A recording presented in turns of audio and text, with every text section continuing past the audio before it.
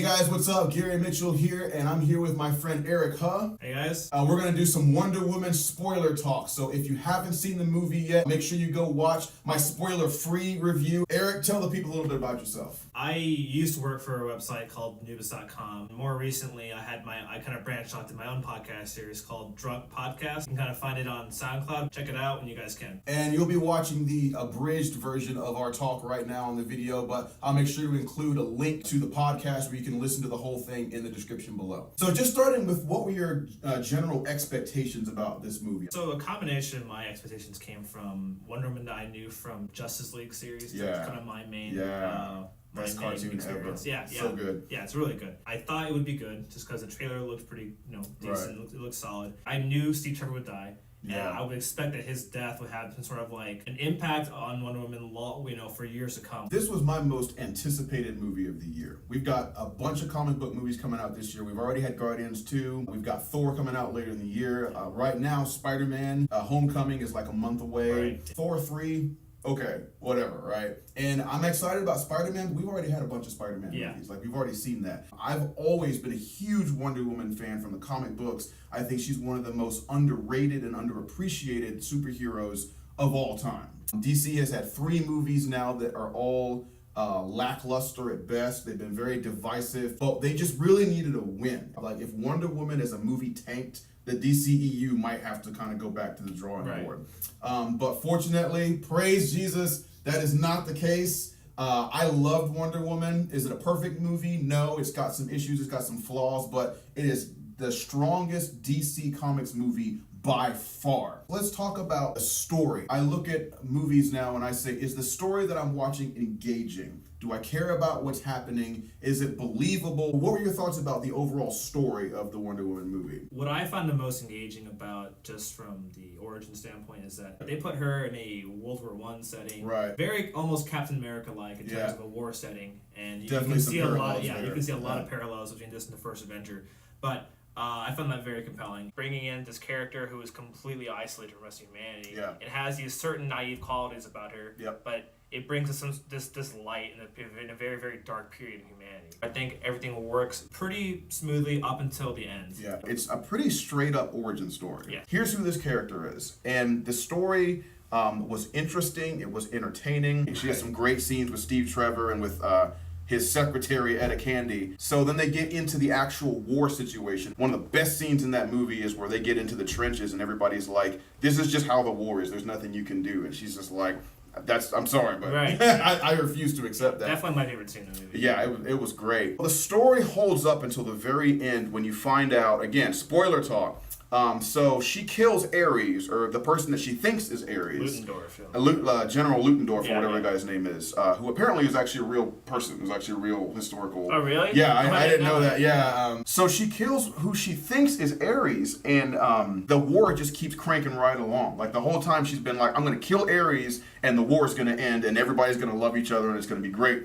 And throughout the movie, Steve Trevor is trying to tell her, like, it's not that simple, and she kind of has like this meltdown where she's like, why are they still killing each other? Like, they don't need to do that. And Steve does this great job of explaining, like, Ares isn't the problem, we are. So in a lot of ways, I feel like the real villain of the movie is war itself. Mm-hmm. The entire movie is putting this message that love conquers all, and she even says at the end, the good in humanity come out. Right. You give someone a ray of hope, and they're willing to fight for what's right. Right. But at the very end, what really kind of left a bad taste in my mouth, which is like the whole kind of portrayal of Ares at the end. So you have Ares and Wonder Woman fighting at the end with this big, crazy CGI light show happening at the airfield, and she says love conquers all, but then she's like, how would she beat Ares? By punching his face in repeatedly and then like shooting lightning bolts at him. Fair enough. Yeah, okay. That makes sense. So Ares is dead. And then the sun rises, and then everyone's like all happy. And the war ends. It turns out that she was right. Like, if I kill Ares, then it's just it's okay. That's what I don't understand. So Ares is dead, and all the Germans were literally just about shooting at her, trying to kill you. They're like holding hands now and singing Kumbaya. I'm like, what is going on here? Okay. But maybe they'll do something where, like, so she kills Ares at the end of the movie, but maybe as long as there is like violence and war and hatred in the world, you can never really get rid of Ares. Right. So maybe because we know that obviously World War II happens and all the rest of the rest of history happens. Right. So maybe they'll do something. Well, Ares isn't really dead. Yeah. Like you've destroyed his physical body, but over the next several decades, maybe he can reform someplace or something. Diana can never know who she really is, blah blah blah, all this stuff. Yeah. And there's this like god killer sword they put on the literal pedestal. Yeah, right. And he's like, you are the god killer. Yeah. And then I'm just like, wait a minute, like why would her mother just not tell her? Why would you not tell her that? We have a trend, it seems, in comic book movies where the heroes are really strong and the villains are not. Yeah. And if you go back and look at all of the comic book movies that have come out over the last 12 or 13 years, and you say, who are the best villains in all these? It's a really short list. Yeah. You got Loki from the first Avengers movie. You've got Heath Ledger's Joker from The Dark Knight, and then you've got Magneto in all of the various X-Men movies. The best thing about this movie is Wonder Woman herself. Yeah. And I think Gal Gadot just nailed that character. I loved her portrayal of that character. But people say that the villains were lame. And I kind of agree. At the end of the movie, they throw this plot twist at you where it's like, surprise, Professor Lupin, whatever the actor's name is, Lupin was Ares all along. And that was cool when he was just kind of pretending to be this like ghost kind of like, I can't hit you because you're mist thing. But then when they actually started fighting, I was like, I don't really buy you as like... You know what I love about that entire thing? What? Is that his goofy-ass mustache was on the entire time. Even in ancient times. That's true. Yeah, he still had them. Yep, you're right. I'm so glad they put him in his armor so she wasn't just fighting a guy in like a suit and a trench coat. But even when he was wearing his armor, you could still see his face. Yeah. And his mustache. It's just like... I don't really buy it, man. Steve Trevor and his like bootleg Howling Commandos or whatever we're calling them, they're competent and they're funny and they're interesting and they're tragic in some ways. Gal Gadot. Godot. Let's go with Godot with a soft T at the Godot. And Chris Pine, they are stars maybe. They really pulled the weight, I think, for most of the film. They're kind of companions that you mentioned before. Yeah. But I did like them. I just wish they did more with them. I feel like if they had given that supporting cast more to do, it would have been easy for them to detract from the fact that it was Wonder Woman's movie.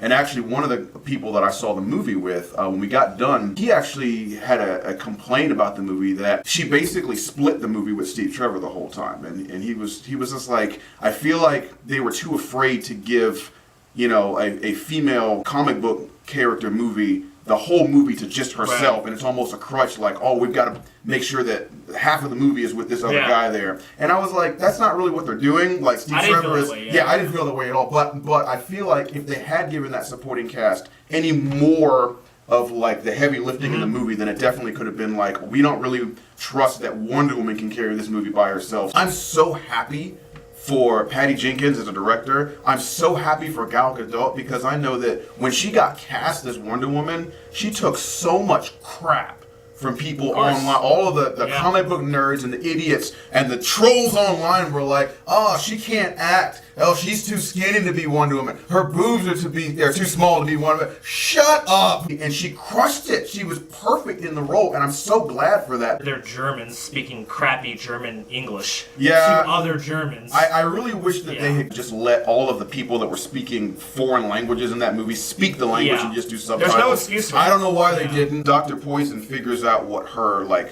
awful, horrible formula for this gas is going to be. And she looks up at the camera and literally goes, it's going to be horrible, or something. And I was like, ah! After you see the movie and you realize that General Ludendorff is not Ares, the second time I saw the movie, he became more interesting to me because he has one scene in the movie where him and Diana are dancing at a party. Yeah. And he has this really short monologue about like what war is. When you see the movie the first time, you think that he's the god of war and he's talking about himself. But later on when you find out that he's not Ares and he's just a crappy human being, it's actually kind of interesting because it almost sounds like he worships warfare. And he, like, the reason that he's doing the things that he's doing is because he really believes that there's something kind of noble about millions of people killing each other. There are things about all comic book characters, but even especially Wonder Woman, they're just kind of silly. And I like how they either sort of glossed over those things or they actually made a joke about them. Like at one point she's like, my mother sculpted me and I was brought to life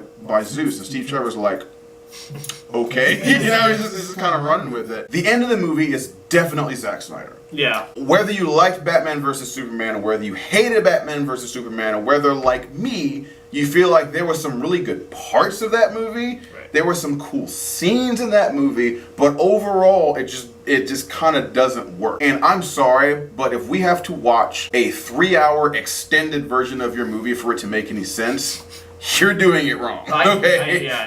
I'm the whole idea of that is so, like, it's so annoying. It insults your intelligence, you know what I'm saying? At the end of the movie, she gets kind of incapacitated by just something the Ares put her in.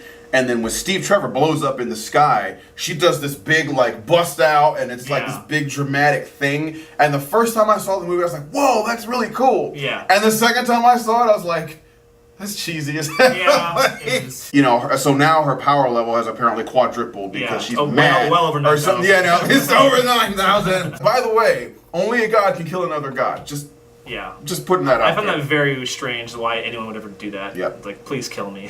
Yeah, that's not the god killer, you are. But don't kill me, though. When we started filming this, you asked me, am I more Team Batman or Team Superman? Right. And at the end of the day, I'm Team Superman because I feel like what that character is supposed to embody, hope. Yeah. And service, and just doing what you can to help people. Good for the sake of being good.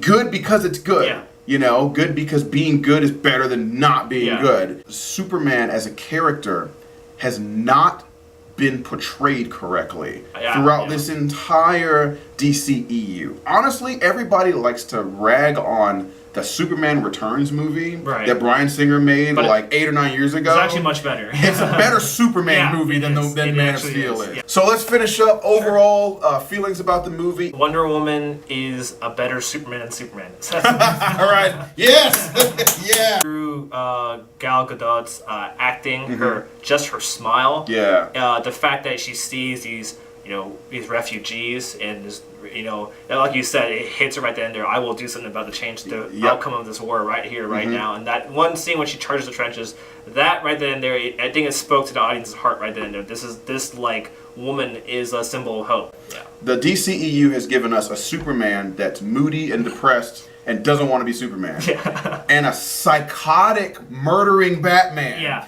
that mows people down with this gear. At the end of the day, I walk away from the Wonder Woman movie, and I am so happy that we have not only a superhero that actually wants to help people, but inspire us to do it ourselves. Right. That's one of the things that Superman and Wonder Woman kind of have in common, is that they're coming into our world as outsiders.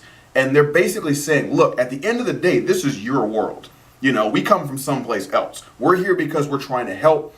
But at the end of the day, you have to solve these problems. If I have a daughter or daughters, I want to be able to show them this Wonder Woman movie. Yeah. Because it's like, don't ever let anybody tell you that you can't do something. Don't ever let anybody tell you, well, you're a girl, so you can't. No, F that. Look at what Diana does in that trench and say, here's a problem, and I'm just going to fix it. I don't care what you call me. I don't care what you think about me. To just believe that they have worth and they have value and they have something to offer. And don't let whatever society tells them stop them from just being who the Lord created them to be. Thanks for watching.